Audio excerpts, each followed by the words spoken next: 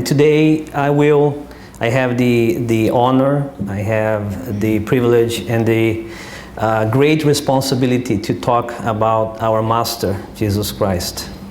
And it is a great responsibility because even after 2,000 years, we're still trying to grasp His message. We are still just scratching the surface of the deep, deep teachings that He left. And we are still very confused about what He brought to us.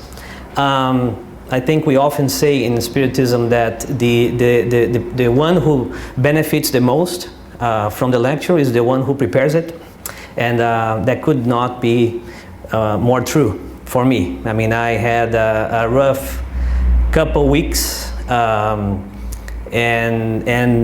as I was reading and studying, what I found in Jesus' gospel spoke directly to me. It was a huge benefit to me. And what I hope to do today is to go back and revisit His message from the aspect of Jesus, the divine therapist. So again, Susanna chose December, of course, to be the month where we go back and remember what Jesus left us. And Andrea Marshall gave a beautiful lecture last week. That was Jesus, our, I think, divine friend. And today we're going to look at Jesus as our divine therapist so that we can examine His message from different perspectives. And as we do that, my hope is that we give ourselves another chance, another opportunity to let Christ come into our hearts. And I'll highlight that as we go along. I think we are afraid. I think we're a little afraid of really letting Jesus come into our hearts. And the reason is that, especially when you look at Jesus as a therapist, when you examine His message, He does ask us to look deep inside and get to know ourselves. And sometimes we don't like what we see. And if we learn what we see, if we realize, if we become aware, and if we pay attention to His message, it calls for a significant transformation. And that is the transformation we sometimes are afraid to undertake because it's difficult.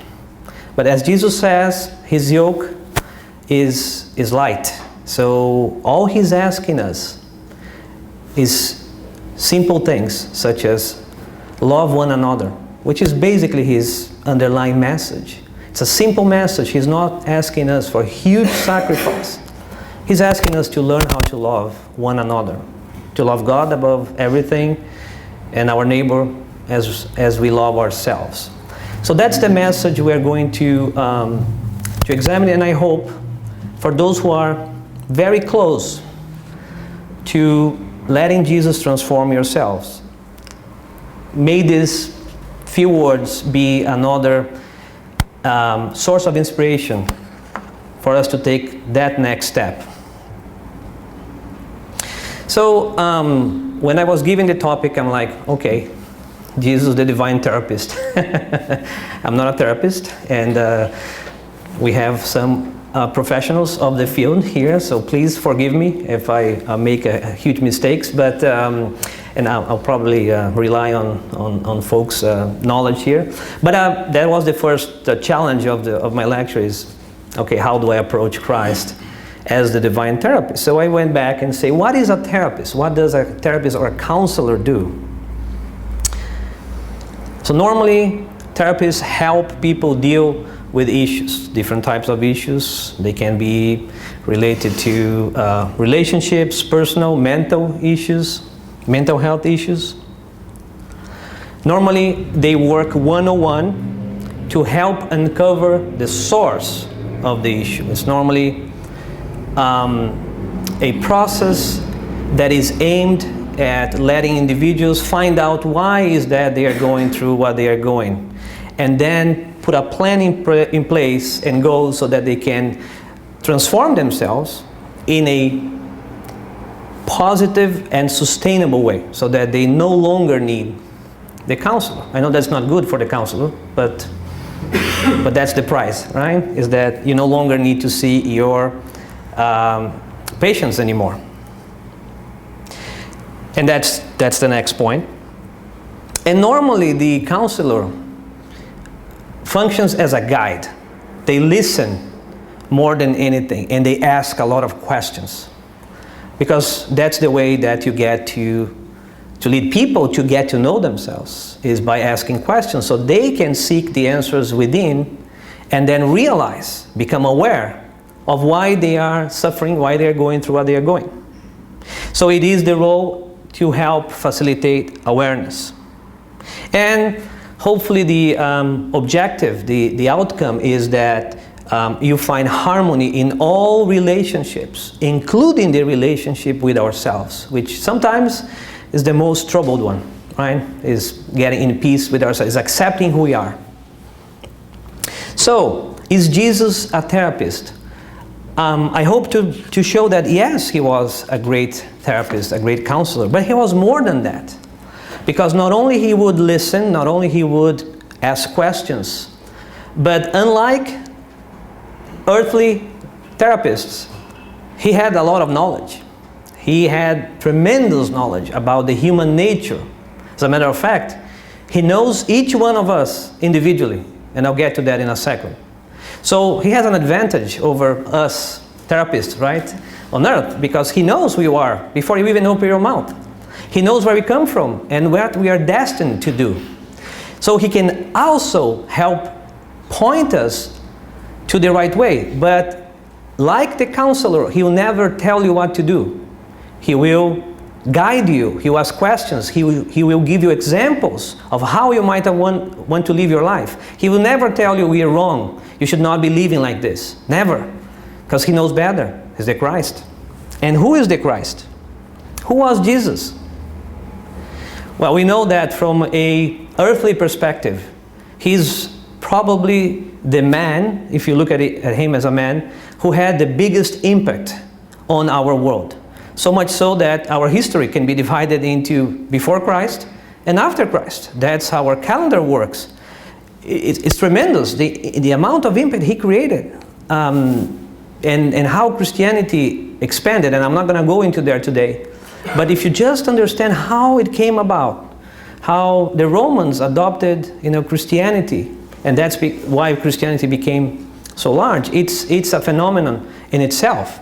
But from a spiritual perspective, if we go back, and there's some good references in the spiritist literature, especially in On the Way to the Light by Emmanuel the Spirit through Chico Xavier. According to Emmanuel, Jesus is a member of a community of pure spirits who have met in the vicinity of our globe only twice. The first time is when the terrestrial orb detached from the solar nebula, or when it was created. And that was a long, long time ago. He was already a pure spirit. So start thinking about that for a second.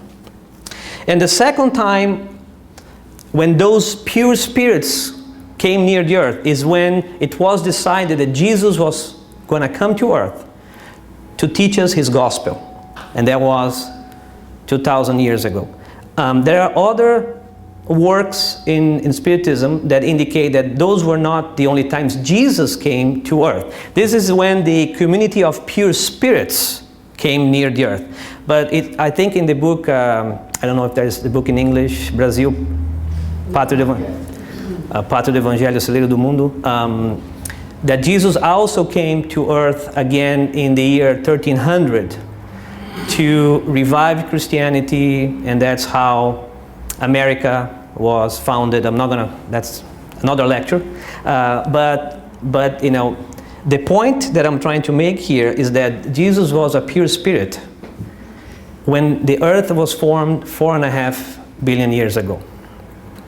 What it means for us as spirits is that he has seen each one of us either incarnate for the first time or transmigrate if we come from another world, like when you read about Capella. I mean, even in the book On the Way to the Light, Emmanuel talks about the migrations of spirits from other planets to Earth, whether we came from another planet or and some of us do look like we came from another planet, let me say that. But whether that was the case or we incarnated for the first time here, Jesus knows us by first and last name. He knows our individual history. And that makes us just a tiny bit afraid that He knows us that well. Sometimes we are ashamed of who we are, and we shouldn't. But sometimes that puts a barrier between us and the Christ, because, you know, sometimes we are not just proud of everything we've done, but we have to understand that He knows. And He knows, and like Fatima said in the beginning, He does not condemn us, because He knows better. He knows we are destined to be gods. We are destined to create worlds as He did. We are destined to be perfect. He knows that. And if we are still not bad, but if we haven't seen God yet, right? That's the reading. We will. Sooner or later, we will see God. We will awaken to the message. And that's what He has been trying to tell us since 2,000 years ago. So He has watched us and watched over us, because He's the governor of our earth. So He takes care of us since the day we first came here. And again, from a spiritual perspective, in line with what Emmanuel tells us in question 625 of the Spirit's book, Kardec asks the spirits, what is the perfect standard that God has offered to humankind as a guide and a model? The answer is simple and short, and it is, look at Jesus. And I don't have to tell you why, because I already told you. He is the perfect example, and He came to us. And the difficulty here is to really understand His message. So, the message of Jesus is a message of consolation from beginning to end. If we disagree, it's probably because we have not understood His message. And unfortunately, in many religions, including our own, some of us get confused. And somehow we think and we get really confused and assume that Spiritism is a religion of suffering. It's a religion of accepting that we are doomed. And that's not the case. When you examine the message of Christ from beginning to end, is a message of consolation, is to lift us up, is to lighten our heart and our burden. I don't know how we get confused. It's very clear. I'll show you. And when He last came to earth, He came when we were ready to receive His gospel. So that's another slight side note I want to make, is some people and some religions are so obsessed with, will Jesus come back again? Right? Will He return? Well, when do we, for those who have kids, when do you have their difficult conversations with your children? Those that are really advanced. Do you have those when they are 2 years old?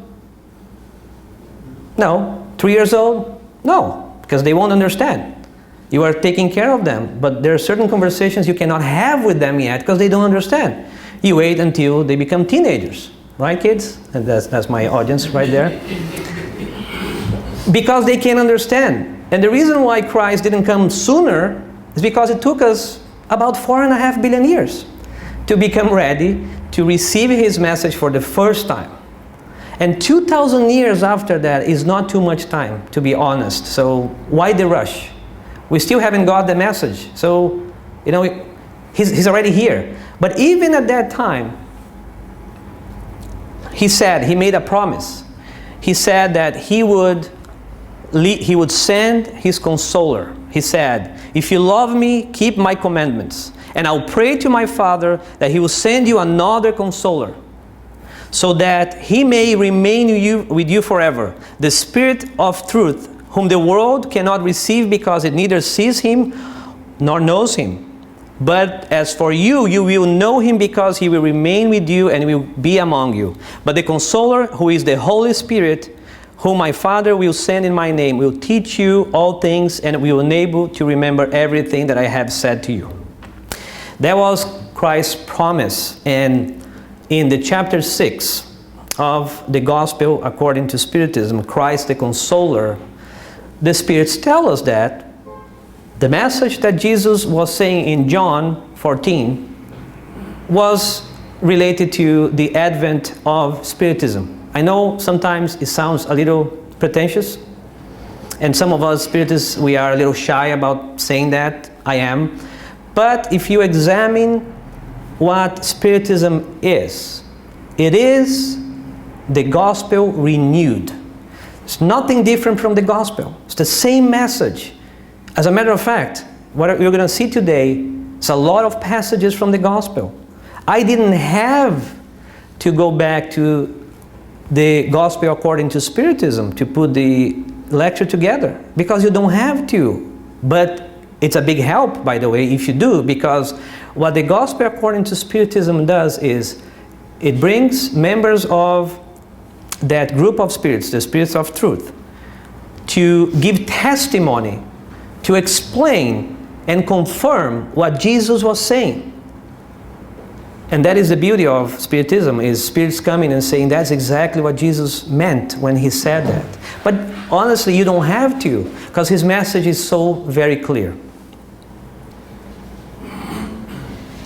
And as I was saying, if you examine his message, it's a gospel of redemption, it's a gospel of consolation. Jesus teaches by positive reinforcement. Isn't that what modern psychology tells us? That we should not chastise our kids, that we should, give them positive reinforcement. We should look at what they are capable of doing positively and give them incentives to do more of that. And that's what Jesus did. If you read some of the passages, when he says, "Very truly I tell you, whoever believes in me will do the works that I have been doing." And religions say that Jesus did miracles. We know in Spiritism, the Genesis explains the miracles of Jesus very well and says that those are not real miracles. It's just that Jesus, having been a pure spirit for over 4.5 billion years, knows quite a bit about science. And he can do whatever he wants. He can operate, he can operate any miracle or anything with nature that we would call miracles. But Jesus said that if you believe in me, you do the works that I have been doing, and you will do even greater things. Because he knows that we are destined to be perfect. He knows our potential. He knows our path. So why do we worry? Why? So think about, why do we worry so much? We are worried creatures. This is a little too loud. Hello? Hello? Not this one? Hello? Hello? Not this one? Hello? Oh, this one. Okay. Yeah, I don't need a mic, by the way. With my loudness and Terry's voice, I would be in television or radio. But that's what Jesus tells us. And again, it made me realize how much we worry. We worry a lot. We are worrisome creatures. We worry about everything. And I'll speak about worriness in a second here. But then also Jesus says in John 10, verse 34, Jesus answered them, "Is it not written in your law? I said, you are gods." And he would normally ask us, things. He would ask us to just put a little effort and have a little faith. And that was all that it took for many lives to be transformed in the gospel. So in the pool of Bethesda, where there's a passage in the gospel where there is a man who had been lying there for 38 years, and he complained and he complained and he complained, nobody helps me. And Jesus came and he asked him, "Do you want to get well?" And he said, "Master, nobody helps me. Do you want to get well?" He said, "Yes." So get up and move. And the guy got up and got moving. That's all it took. But it took that little push because we get ourselves into a cycle of low self-esteem. And we got ourselves into a cycle where we don't believe in ourselves, and we forget about how much potential we have for perfection. And Jesus comes back to remind us that that's who we are.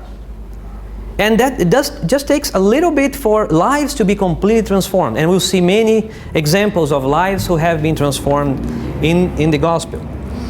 The other thing that Jesus does really well, as I was saying, he uses the Socratic method. Because Socrates was the one who came up with this idea that you can better teach by asking questions. The best way to teach is by asking questions, because you really get, people to go and seek knowledge within themselves.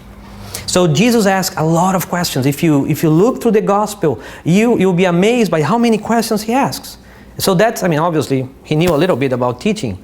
So some examples here of how much he taught us just by asking questions. If you love only those who love you, what credit is that to you? Right? Let's think about it. It's easy to love those who love us, but there's no merit. It's easy. The real hard work is to love those who do not love us. This one is fantastic. I spend hours just looking at this, staring at this one. Who of you, by worrying, can add a single hour to his life? And Jesus goes in many places in the gospel to try to tell us, do not worry.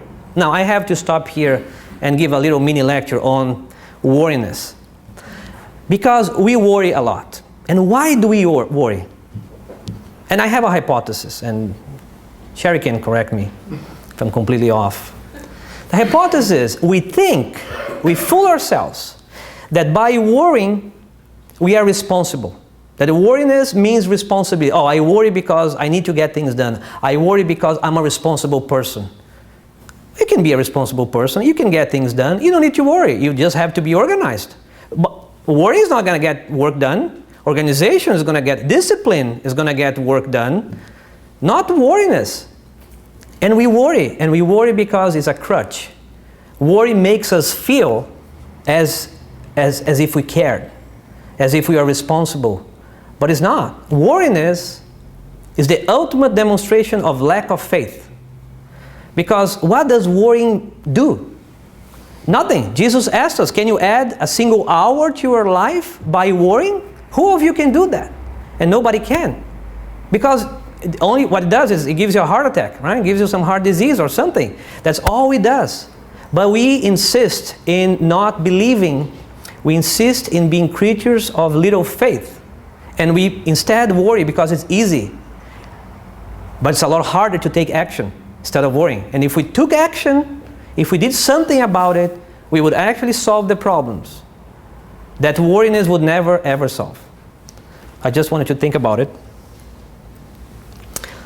Another great question from Jesus. How can you say to your brother, let me take the speck out of your eye, when all the time there is a plank in your own eye? And we do that every day. We are quick to notice everybody else's faults. We never look in the mirror. We never look at our own problems. And Jesus just asked the question. He never points the finger. He's just saying, how can you say that to your brother? Sometimes he got angry too. I don't think he got angry. But he would, have some poignant questions. So this is the one where I think he was not too happy that the apostles were sleeping. And he goes, then he returned to his disciples and found them sleeping. Simon, he said to Peter, are you asleep? Can you not keep watch for 1 hour? Come on. I gave you a task to do, and you guys are sleeping again? And this one is famous. Jesus was tempted left and right. They tested him to see if he would fall for those tricks. And once they were talking about paying taxes, and he took a denarius, a little coin, and said, show me a denarius. Whose image and name does it bear? And what's the answer? Caesar. Caesar. And he says, give to Caesar what is of Caesar. And finally, another question. I have spoken to you of earthly things, and you do not believe. How then will you believe if I speak of heavenly things? If I'm not mistaken, he was talking to Nicodemus, when Nicodemus came to see him and was trying to understand, and he was trying to explain that you have to be reborn, you have to be born again. And Nicodemus said, "Oh, I'm confused." And he said, "Well, of course you're confused. I speak to you about earthly things and you don't understand. And you want me to explain things that are spiritual? So, pay attention." So he had a very unique way of teaching, very profound. So profound that 2,000 years later, I'm here talking about it, because we're still trying to understand and get a deeper meaning out of what he's taught us. And why was he so effective? Well, we Spiritists will claim, rightfully so, that that's because he knows we are immortal. We live many lives. So he has a profound knowledge of the human nature. He knows each one of us through our many lives. He takes a transpersonal view. And Joanna de Angelis, in the book Jesus and the Gospel According to the Profound Psychology, says Jesus recognized in the process of multiple existences the causality of the events in the physical plane and the social behavior. So this is why he was so calm about things. He knew we were going to evolve. He was not in a hurry. He was not like chop, chop, chop. You guys have to, get perfect now. He never said that. He was always saying, you will be gods. You will do things which are greater than what I have done, because he knew eventually we would get the message. And we are getting there. The other thing Jesus did is he never judged. As a matter of fact, again, in the Sermon on the Mount, one of the things he says is, do not judge, so that you are not judged. But he just not said things. He gave example after example of how is that you not judge. And his lessons were, again, so profound and so amazing that you have to study them over and over to just derive the meaning. So you remember when he was asked to see the woman who was going to be stoned, right? And he comes to the scene, and the woman is surrounded by people, and she was being accused of committing adultery. And at that time, the penalty was death by stoning. And again, they're testing Jesus to see what do you do? Because adultery is a crime here. So they want to see him break the law. They were always testing him. But again, in his infinite wisdom, he never said, do not stone her. What he says is, he starts writing on the floor. And do you know what he was writing? Anyone knows? He was writing the scenes of every single person who was there. He was like, he didn't name names, but he was saying, this one has also committed adultery. This other one has stolen. This other one. So he was writing all the scenes of the people around them. And then he stands up and he says, those who have no sins, and they are all written here, so take a look, then you can cast the first stone. And what happened? They all left, because they all saw that even though people had not seen their sins, he knew. He knew each one of them really well. He knew the nature of each one. So he said, okay, if you have no sins, be my guest and throw the first stone. And they left. But he didn't stop there. Then he turned to the woman and he said, woman, where are they? Has no one condemned you? And she said, no one, Lord. And he said, neither do I condemn you. And he says, go and do not sin. And the reason why he says, go and do not sin, is he says, do not get in trouble again. I may not be around, right, to save you. So just, learn the law and don't get yourself in trouble again, right? Just, live life according, to the laws of nature of God, and don't get yourself in trouble. He was trying to protect her from herself. But he never condemned her. He never said, and you are an adulterer. He never said that. I do not condemn you. And Jesus does not condemn us. Why? Because he knows that, as Fatima said, either we have seen God or we are about to see God. And that's the only difference. There's no inherently evil people on earth. And he knew that so well. He knew that. Evil is the lack of awareness about God. about the gospel.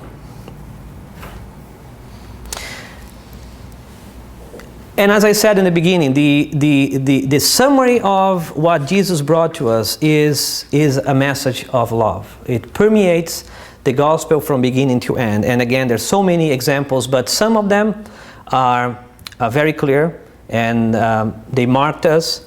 So when they asked him, Jesus, what are the greatest commandments? He said, the greatest commandments are, thou shalt love thy God with all thy heart and with all thy soul and with all thy mind. This is the first and great commandment. And the second one is, thou shalt love thy neighbor as thyself.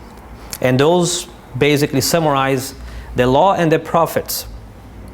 And this is again profound, because if you stop to think about it, he didn't say just, love God.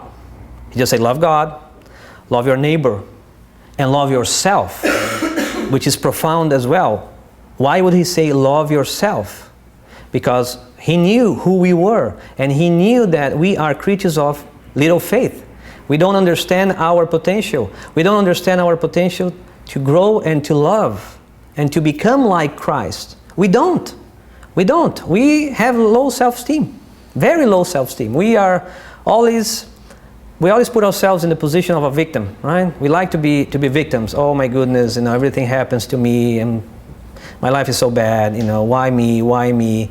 And Jesus is saying, love yourself. Know who you are. Learn who the fantastic, phenomenal potential that you have. And that was a very different message, very, very different message from every other message that has been given up to that point. That's a turning point in how we look at ourselves and our brothers and sisters. And then basically in Matthew 11, he's basically saying, come to me. All of you who are suffering, who are laboring, come to me, I'll give you rest. Take my yoke onto you. You know what a yoke is? I had to look up the dictionary. It's the thing that they put on... Right. And he said, I'll put my yoke onto you. And they're like, oh, thank you very much. So now I have to carry a yoke. But he said, my yoke is easy and my burden is light, because the only thing I'm asking you to do is to learn how to love. That's the only thing I'm asking you. I'm not asking you to make huge sacrifices. That's my only burden, is that I'm asking you to learn how to love.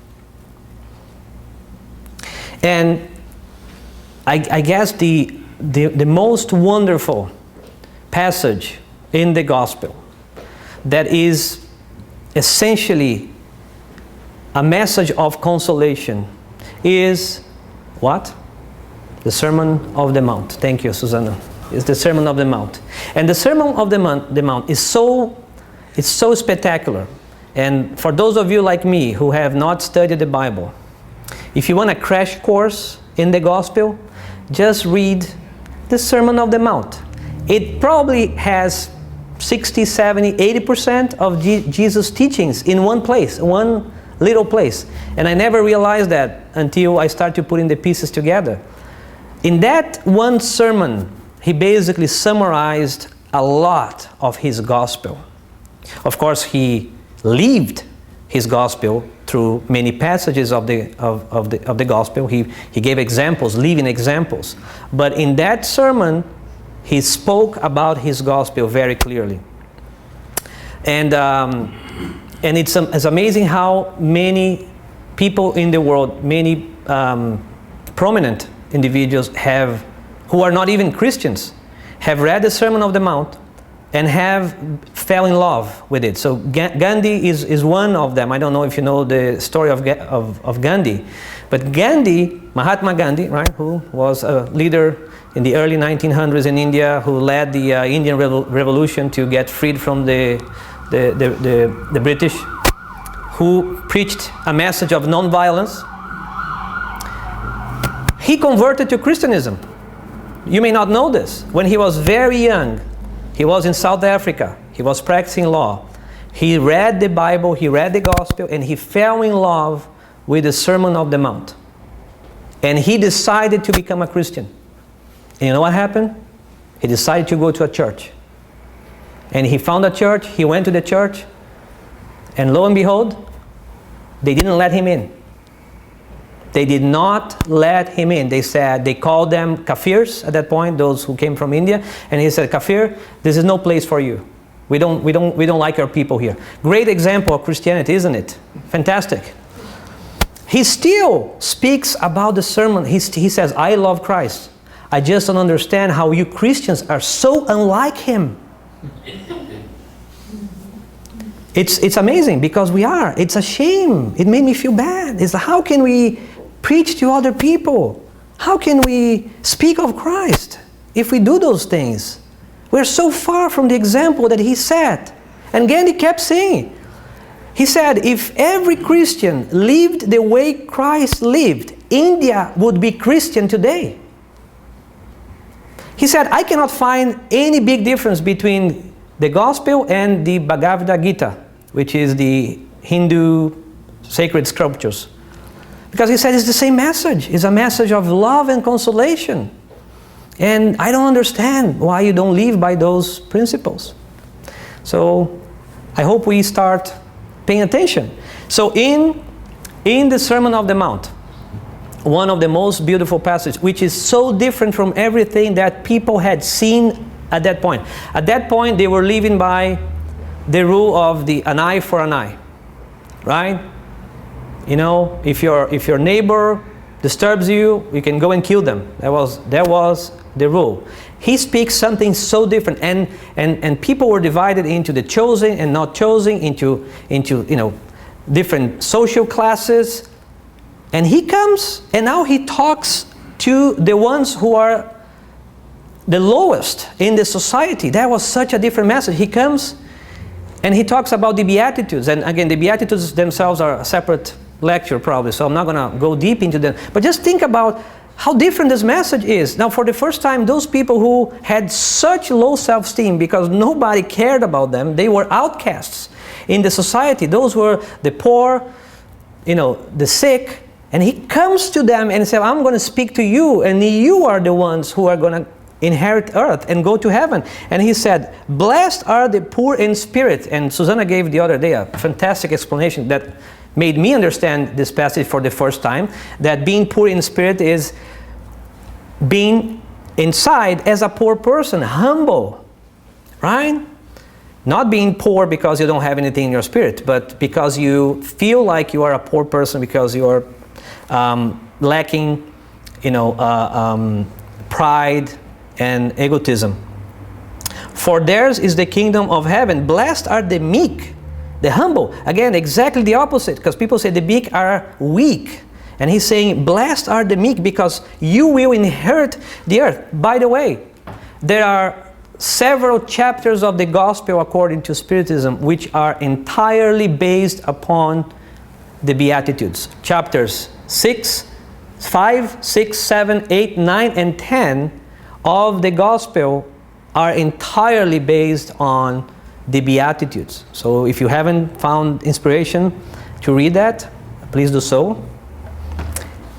So that's chapter 9. So chapter 7, it talks about blessed are the poor in spirit. But chapter 9 talks about blessed are the meek. Blessed are those who mourn, those who suffer because they've been injustice or because they lost beloved ones, because you will be comforted. And that's chapter 5, blessed are the afflicted. And chapter 5 actually covers many of the other Beatitudes. Blessed are the ones who look for justice, because your thirst will be filled, or your cup will be filled. You will no longer be thirsty. Blessed are the merciful, because to you will be shown mercy. Blessed are the pure in heart, for they will see God. Blessed are the peacemakers. And again, can you imagine the appeal of this message to Gandhi, who was preaching non-violence? And here's the Christ saying, blessed are the peacemakers, for they will be called children of God. And blessed are those that suffer persecution for justice sake, for theirs is the kingdom of heaven. So this is a revolutionary message, if you think about it, at that time when these people were lost. And he's saying, you are the ones who are going to be saved, not the ones the priests and the ones who govern, the ones who are, the kings and who rule, but those who are afflicted. You are going to be saved. And through that message, so many lives were transformed in the gospel. And I know I'm going to run out of time, so I'm going to ask you, give me a few examples of lives who, in the gospel, who have been transformed through coming in touch with Jesus. Because if you understand His message, there's no escape. You will be transformed. You will say, I see the light. So a few examples. Well, you can start with the disciples. The disciples for sure. Peter. Absolutely. Peter. Who else? Paul of Tarsus. Paul of Tarsus. I'll speak about that very quickly. Absolutely. Mary of Magdalene. Absolutely. That's another fantastic example. So, and there are others like Zacchaeus. This is the guy who went up the tree. He was very short, like me. He couldn't see Christ in the crowd. He was like jumping, I want to see Christ. So he goes up the tree, and then when Christ passes by, he says, hey, come down. Let me talk to you. And the guy is touched by Christ. And he was a scammer. He was a crook. He was a tax collector. He would cheat people. And he says, you know what? I'm going to give half of my fortune, and I'm going to pay 4 times what I cheated people on. So I'm going to go back and give them all the money back. And he changed his life. Mary of Magdala, as I was just said, who is a great example of transformation in the gospel. She lived earthly life. She was a sinner, and upon meeting the Christ, she transforms. She becomes a devoted follower of Christ, so much so that she's the first one to see Him when He resurrects, or comes out of His body and shows Himself. She's the first one to see Him. She has the honor to be the first one to see Him. The woman in Samaria, anyone remembers her? She's coming by the well to get water. Christ is there. He says, hey woman, give me a cup of water. And she's like, oh, I cannot talk to you. I'm from Samaria. You are from Jerusalem. And we don't talk because you guys think you have to preach in Jerusalem, and we don't agree. We preach in Samaria, and we don't talk. And besides, I'm a sinner, and I am a woman, and you shouldn't be talking to me. And he says, yeah, I know you're a sinner. I know you have had 5 husbands. And I know the man you live with is not your husband. And she goes, oh my goodness, how does he know so much? And then he says, I'm the Messiah. And she is touched by him. And she goes back to her people, the Samaritans, or Samaritans, I guess. And she speaks of him. And they start coming, and many of them convert to Christianism because he says, he's the Messiah. He knew so much about me. And again, she had so much low self-esteem. And he lifts her up. And she's transformed by that. And she says, I want to follow the Messiah. As Terry said, Paul of Tarsus, who was Saul of Tarsus, and probably one of the most dramatic examples of persecution in the gospel, where he was determined to extinguish Christianism with all his energy, all his life. That's all he wanted to do, is to do away with Christians. And then he sees Christ in the doors to Damascus, and the rest is history. Because honestly, we could again give another lecture on Paul. I would not be here if Paul had not been the one who saw the light, literally, and said, my dear disciples, I respect you. I know you want to preach to the Jews. I want to go places. I want to preach to the rest of the world. And he went on and about, and he founded churches, and he went to Rome. And by him going to Rome, years later, 380 years later, the emperor said, I'm going to declare Christianism the official religion of the empire. And that's how we are here talking about Christ. Otherwise, it would have died. So that's Paul of Tarsus. So, Jesus brought so much light into our hearts because his gospel is a gospel of love. And he taught justice. So, through his words, he taught us all of the laws that we need to learn right? Which are the laws which are in the gospel according to Spiritism. He talks about justice. He says, and then he shall reward every man according to his works. So that's the law of justice. Nobody has favors, right? We are all rewarded according to what we do. And this is amazing. I mean, this is another shocking teaching from Jesus. Because at that point, it was an eye for an eye. But he said, but I tell you, do not resist an evil person. If anyone slaps you on the right cheek, turn to them the other cheek also. What is that? Turning the other cheek? That's being courageous.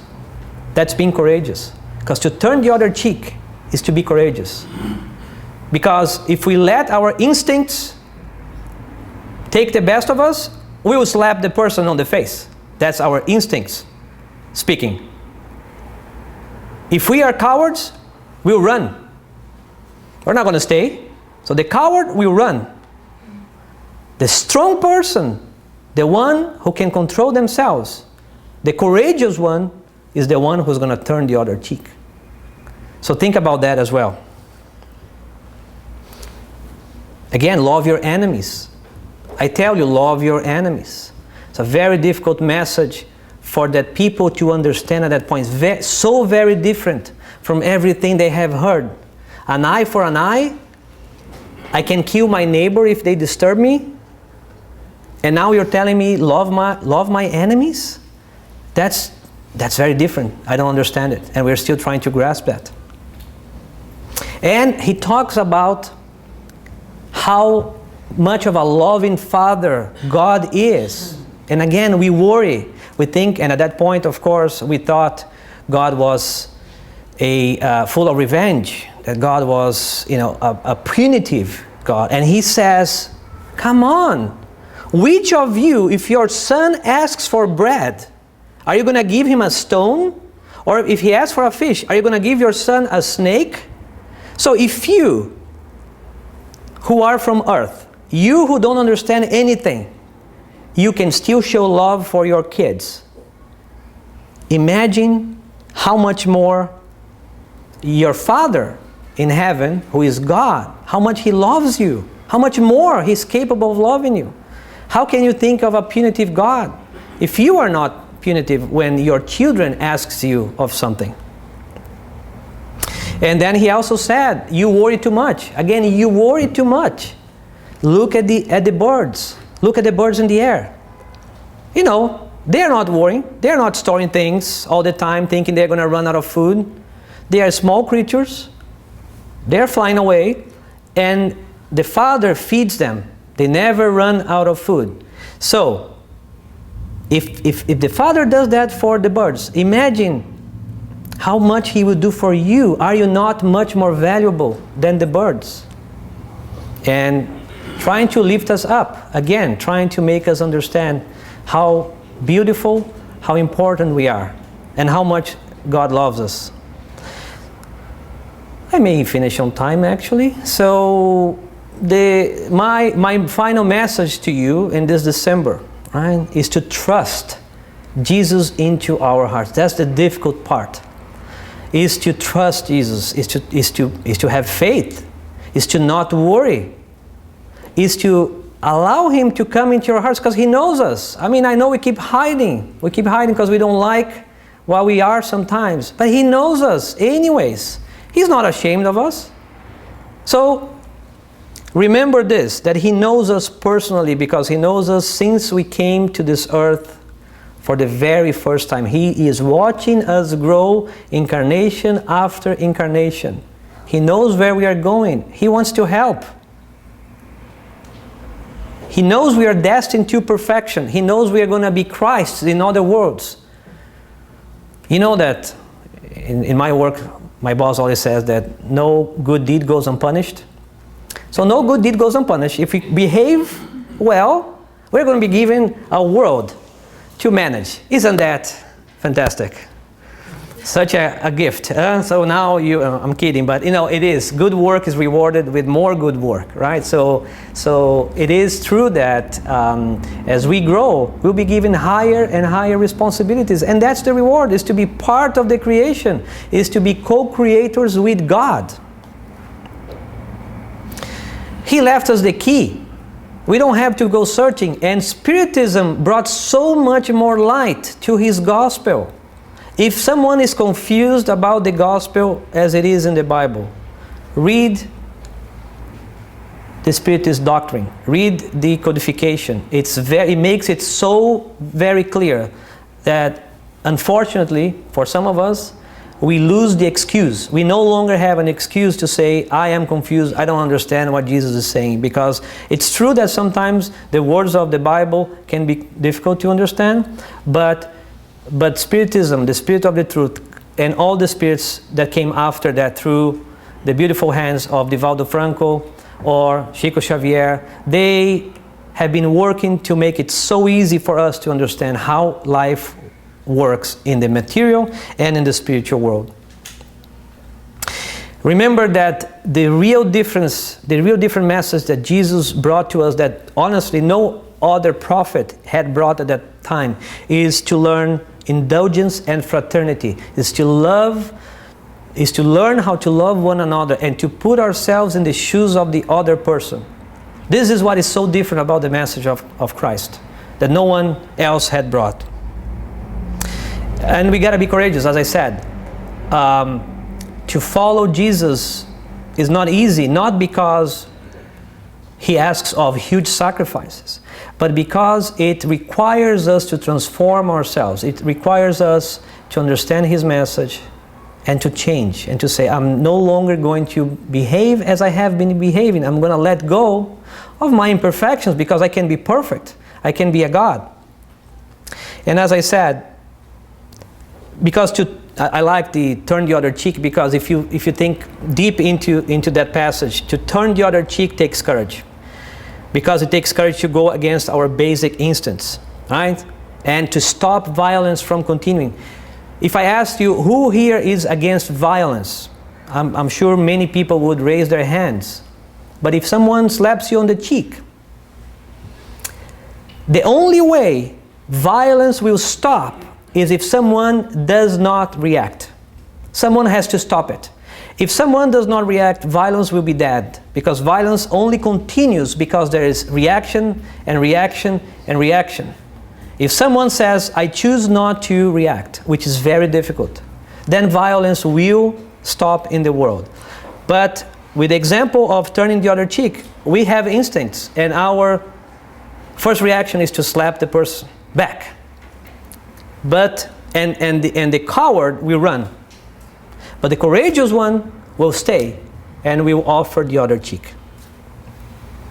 So I leave you with the Christ message, and He said, I'm the way, I'm the truth, and the life, and no one gets to the Father unless they come to Him, because He's there waiting for us. He knows us. Okay? Thank you very much.